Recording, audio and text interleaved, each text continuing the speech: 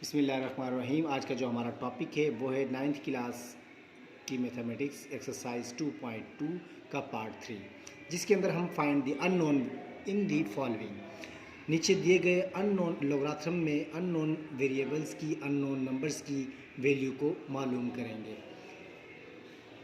इससे पहली जो वीडियो है हमारी, उसमें हमने लोगारिथम वैल्यू को एक एक्सपोनेंशियल फॉर्म में और एक्सपोनेंशियल फॉर्म को लोगारिथम फॉर्म में चेंज करना सीखा है। तो अब हमारी जो पार्ट 3 है, इसके अंदर हमने अननोन नंबर्स की वैल्यू को फाइंड करना है। तो लोगारिथम फॉर्म में ये जो वैल्यू लिखी हुई है, इसको हम पहले एक्सपोनेंशियल फॉर्म में चेंज करेंगे। इसको एक्सपोनेंशियल फॉर्म में चेंज करने का तरीका ये है कि जो 32 है ये बेस है, और इक्वल की जो राइट साइड पे जो वैल्यू है वो इसकी पावर है 1/2 इज इक्वल टू एक्स, जो है वो इसकी इक्वल के राइट साइड पर आ जाएगा। तो ये हमारे लोगारिथम फॉर्म से हमने एक्सपोनेंशियल फॉर्म में चेंज कर दी। क्योंकि अभी हमने जो x है इसकी वैल्यू को फाइंड करना है, तो इसको मज़ीद सिंप्लीफाई हम करेंगे। 32 को की पावर जो है वो 1/2 है, इसको हम रेडिकल 32 भी लिख सकते हैं। अगर किसी के वैल्यू के ऊपर पावर 1/2 हो तो उसको हम √32 या रेडिकल 32 लिख सकते हैं। तो इसके बाद हम 32 के फैक्टराइजेशन करेंगे।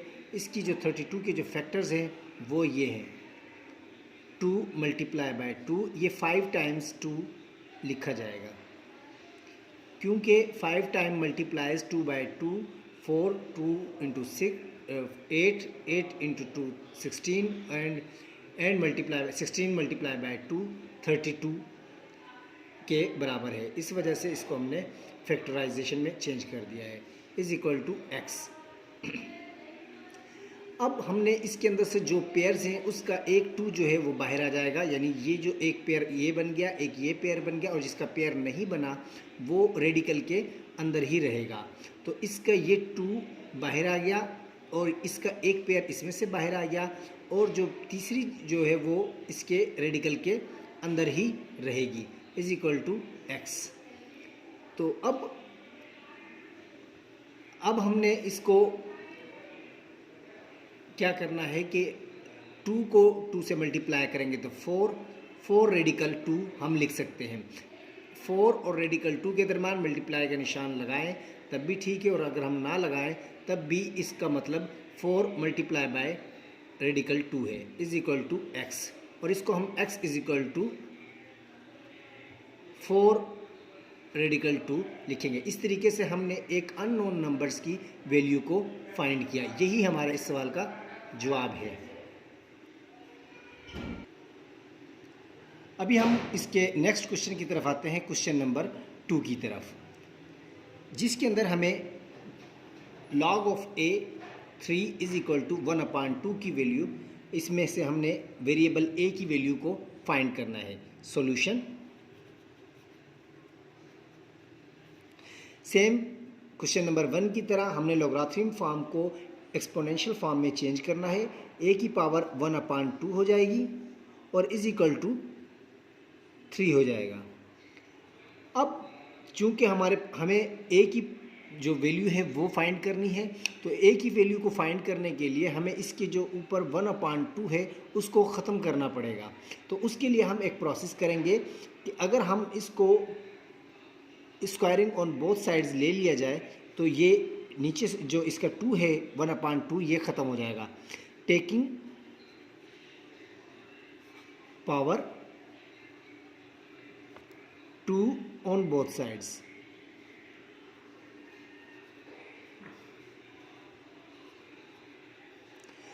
तो यानी a की पावर 1/2 की होल पावर 2 हो जाएगा और इज इक्वल टू 3 की पावर 2 हो जाएगा। तो हमने इस तरीके से दोनों साइड्स पर इसकी पावर को ले लिया है। अब हम इस 2 को मल्टीप्लाई कर देंगे अंदर की तरफ, यानी a की पावर 1/2 × 2 इज इक्वल टू इस 3 की पावर 2 का मतलब है 3 × 3। अब हम इसके डिनोमिनेटर को न्यूमिनेटर से कैंसिल कर देंगे, यानी 2 को इस 2 से कैंसिल कर देंगे और a की पावर 1 है, अगर हम 1 लिखें तब भी ठीक है, अगर नहीं लिखें तो कोई सवाल के ऊपर जो है वो फ़र्क नहीं पड़ता। तो a is equal to 3 into 3 9 होता है। तो इस तरीके से हमने दूसरे क्वेश्चन में भी जो अननोन नंबर्स था a, उसकी वैल्यू को फाइंड कर लिया है। यही हमारा इस सवाल का आंसर है। अभी हम क्वेश्चन नंबर 3 की तरफ आते हैं। क्वेश्चन नंबर 3 है log of radical 5 25 is equal to y। तो सॉल्यूशन, इसको हम एक्सपोनेंशियल फॉर्म में चेंज करेंगे। रेडिकल 5 की power y is equal to 25। Next step है रेडिकल 5 को हम 5 को की पावर 1/2 इसकी whole power y is equal to 25। Next step में हम 1/2 को मल्टीप्लाई करेंगे y के साथ। 5 1/2 multiply by y is equal to 25। अब हम इस y को मल्टीप्लाई करेंगे। 5 जो न्यूमिनेटर है वो ऊपर मल्टीप्लाई हो जाएगा और डिनोमिनेटर के साथ मल्टीप्लाई हो जाएगा। तो ये हो जाएगा y/2 इज इक्वल टू 5 की पावर 2। जब किसी भी वैल्यू के बेस आपस में बराबर हों तो उनकी पावरें आपस में बराबर होती हैं। y/2 is equal to 2। तो डिनोमिनेटर, यहाँ पर डिनोमिनेटर है, वहाँ पर जाकर ये मल्टीप्लाई हो जाएगा। y is equal to 4। ये इस तरीके से हमने एक अननोन नंबर्स की वैल्यू को फाइंड किया। अब हम बढ़ते हैं क्वेश्चन नंबर 4 की तरफ। Question number 4 solution.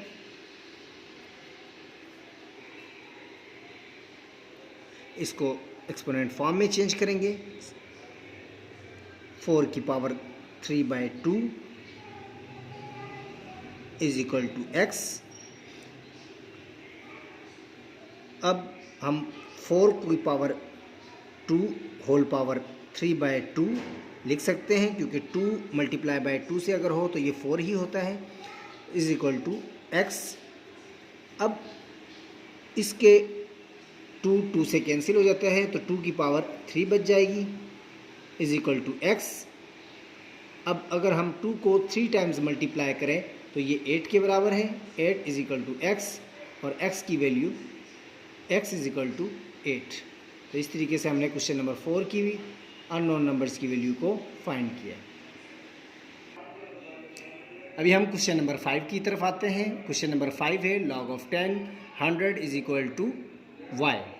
तो सॉल्यूशन है, इसको एक्सपोनेंट फॉर्म में चेंज करेंगे। इसकी एक्सपोनेंशियल फॉर्म है 10 की power y is equal to 100।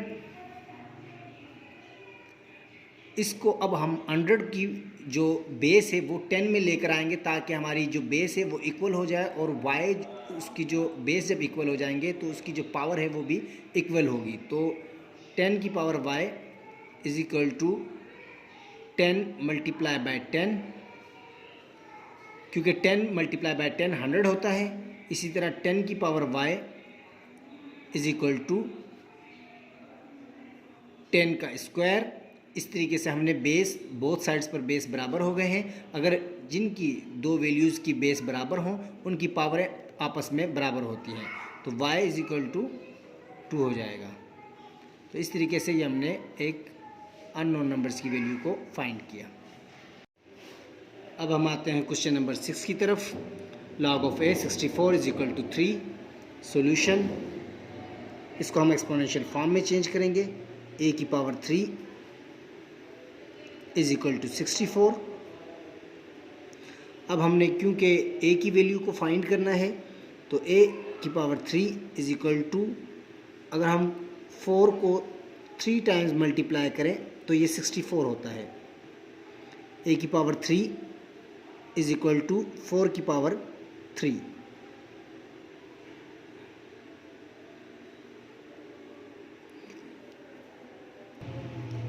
अब हमारी जो पावर है वो बोथ साइड्स पर 3 आ गई है। अब हम taking power 1/3 on both sides,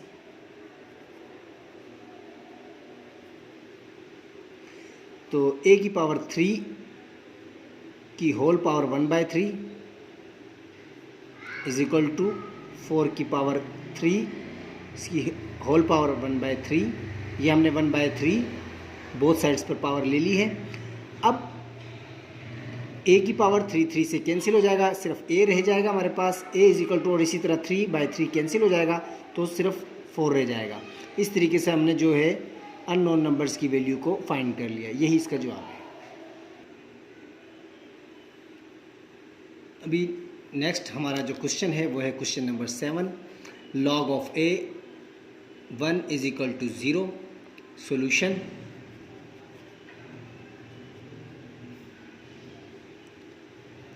इसको हम एक्सपोनेंशियल फॉर्म में चेंज करेंगे। a की पावर 0 इज इक्वल टू 1। अब इसके अंदर जो लोगरिथम है उसके अंदर हमने एक कंडीशन लगाई थी कि a ग्रेटर देन हमेशा जो है वो 0 होना चाहिए और a does not equal to 1 होना चाहिए। हमने इंट्रोडक्शन वीडियो में एक बताई है चीज़ कि जी a जो है ना हमेशा जब भी हो तो वो ग्रेटर देन 0 हो और a does not equal to 1 हो। तो इसके अंदर क्या हुआ कि a की पावर जो है वो 0 हो गई है, तो इस is equal to 1। It may be a real number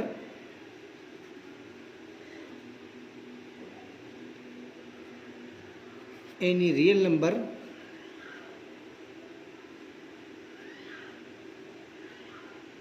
number except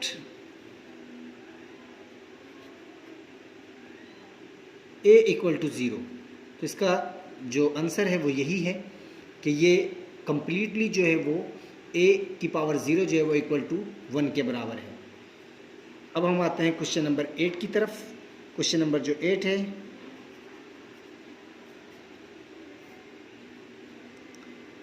इसको हम एक्सपोनेंशियल फॉर्म में चेंज करेंगे। 55 की power y is equal to 55। अब इसके अंदर जो है 55 की power y is equal to, अब 55 की पावर अगर इसके ऊपर कोई पावर नहीं है तो 1 होती है। 55 की पावर 1। तो अब इनके दोनों के बेस सेम है तो इनकी जो पावर है वो आपस में इक्वल होंगी, तो y इज इक्वल टू 1। तो इस तरीके से हमने एक अननोन नंबर्स की वैल्यू को फाइंड किया। आइए अब हम क्वेश्चन नंबर 9 को सॉल्व करते हैं। सॉल्यूशन, सेम इसको एक्सपोनेंशियल फॉर्म में चेंज करेंगे। 64 बेस है, इसकी जो पावर है वो x/2 इज इक्वल टू 8। अब 64 को हम फैक्टर्स करेंगे। 8 मल्टीप्लाई बाय 8 की whole power x/2 is equal to 8। अब हम 8 का स्क्वायर मल्टीप्लाई बाय x की पावर 2 इज इक्वल टू 8। 2 से कैंसिल हो जाता है और 8 की पावर x बच जाती है इज इक्वल टू 8। अब 8 की पावर 1। अब दोनों के बेस बराबर हैं तो इस तरीके से हमारे पास जब जो बेस सेम हो जाए तो उनकी पावरें आपस में इक्वल होती हैं, तो x इज इक्वल टू 1। इस तरीके से हमने एक और अननोन नंबर्स की वैल्यू को फाइंड कर लिया। और इस तरीके से हमारी ये एक्सरसाइज 2.2 कंप्लीट हो गई है। तो अभी हम नेक्स्ट टॉपिक 2.3 है एक्सरसाइज, उसमें मिलते हैं।